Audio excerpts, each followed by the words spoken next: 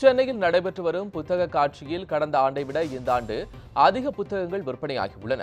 சென்னையில் கடந்த 10ஆம் தேதி துவங்கிய 41வது புத்தக கண்காட்சி நாளையுடன் முடிவடைகிறது.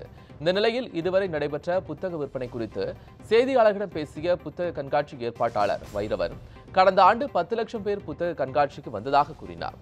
ஆனால் இந்த ஆண்டு நேற்று வரை 10 லட்சம் பேர் வந்துள்ளதாகவும், கடைசி நாளான நாளை 6 லட்சம் பேர் வருவார்கள் என்று எதிர்பார்ப்பதாகவும் தெரிவித்தார். மேலும் புத்தக விற்பனையும் கடந்த ஆண்டை விட இந்த ஆண்டு அதிகமாக இருப்பதாகவும் வைரவன் கூறினார். கடந்த ஆண்டு 10 லட்சம் புத்தகங்கள் விற்பனையானதாகவும், இந்த ஆண்டு தற்போது வரை 13 லட்சம் புத்தகங்கள் விற்பனையாகி உள்ளதாகவும் அவர் தெரிவித்தார். கடந்த ஆண்டை விட இந்த ஆண்டு அதிகமாக இருக்கிறது. கடந்த ஆண்டு கிட்டத்தட்ட 10 லட்சம் வாசகர்கள் வந்திருக்கிறார்கள். இந்த ஆண்டு நாங்கள் 15 லட்சம் வாசகர்கள் வருவார்கள் என்று எதிர்பார்க்கிறோம்.